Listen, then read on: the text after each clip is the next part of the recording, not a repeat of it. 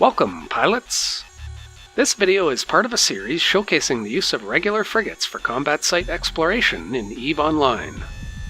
If you're a brand new Caldari pilot looking for PvE combat against NPC pirates, this video is for you. Or if you're a new MR, Gallente, or Minmatar pilot, I've got you covered on this channel as well. If you're a few months into the game and have an Omega clone, you might be interested in my videos on assault frigates. Combat sites can be found on your probe scanner window and are divided into two types. Cosmic anomalies appear in green, and you can warp to them immediately. Cosmic signatures must be scanned down with probes before you can warp to them, and the site will be accessible through an acceleration gate.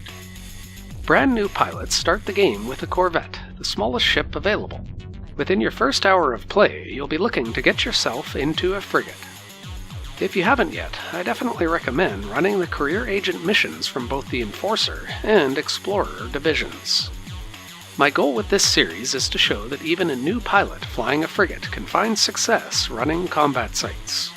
I'll discuss important skills to train, the weapon systems and ship attributes for Caldari Frigates, and some of the sites you'll be capable of running as a new pilot.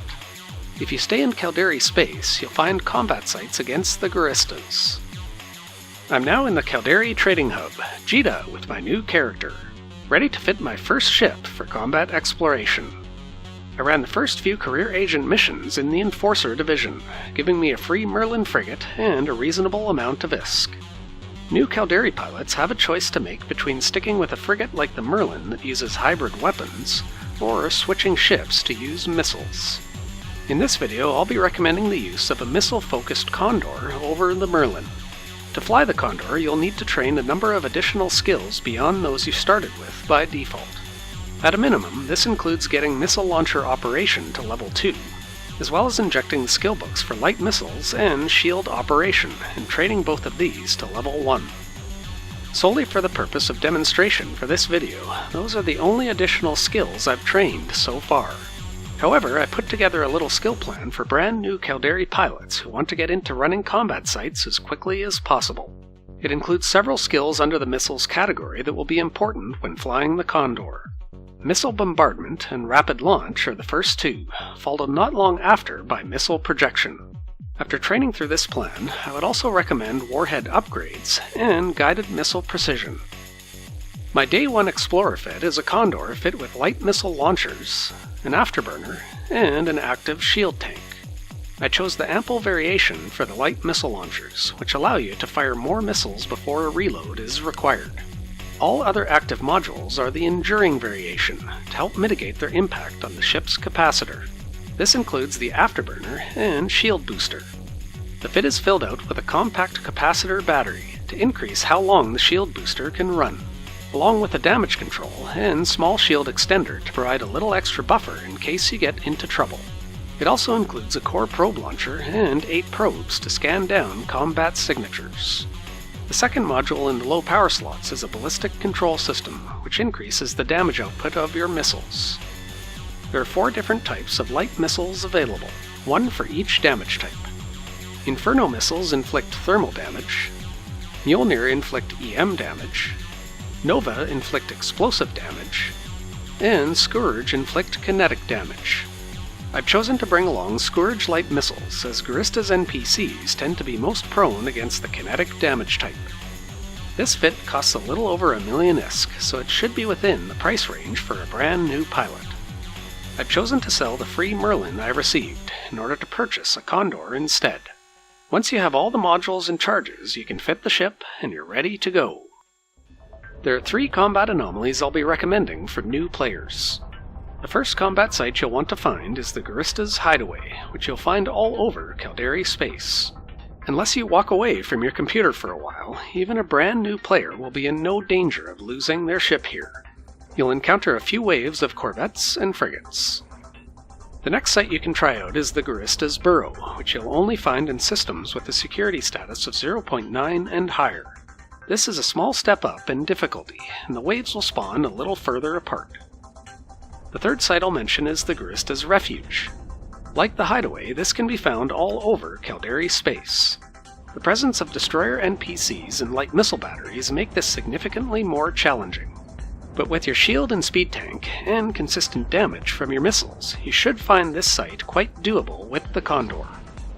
The variation with the large cargo rig will be more difficult, as each wave can have up to 6 ships. If you're itching to use your probe launcher, there are 3 combat signatures I can recommend for new players. The first is the Guristas hideout, which you'll only find in systems with a security status of 0.8 and lower. This has a similar level of difficulty as the burrow, with waves that spawn a little ways apart.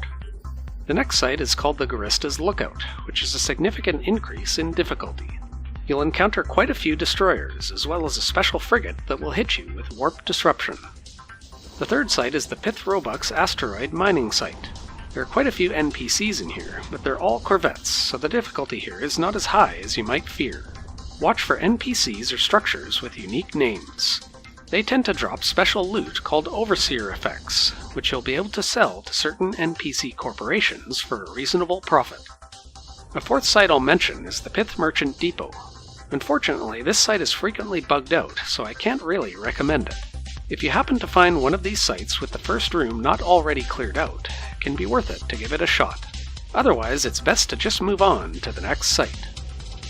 As you travel through solar systems running combat sites, you'll find the ISK is rolling in from NPC bounties as well as selling any excess items you find. You can use this income to upgrade your Condor to improve your performance in these sites. My Day 3 Explorer Fit for the Condor improves your damage output, shield buffer, and capacitor sustainability.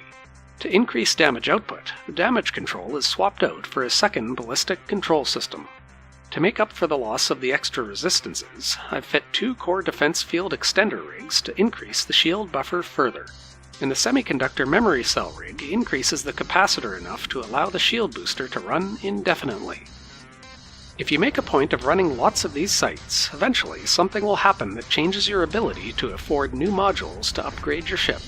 Something along the lines of this light missile launcher, which dropped in the Guristas lookout site. Dread Guristas NPCs, or specially named ships or structures, will sometimes randomly drop some extremely high-value items like these. Just prior to this, I looted this Dread Guristas EM Shield amplifier from a Guristas hideaway. Not quite as high value as the missile launcher, but still a solid find for a brand new player. Once you start finding these sort of high-value items, you'll probably be thinking about trying out a new ship. The Caldari Navy has 2 other regular frigates that are good choices for new players looking to run combat sites. The first is the Kestrel, which is a good choice for running combat anomalies. It has no utility high power slot, so you'll have to drop the probe launcher, at least during combat.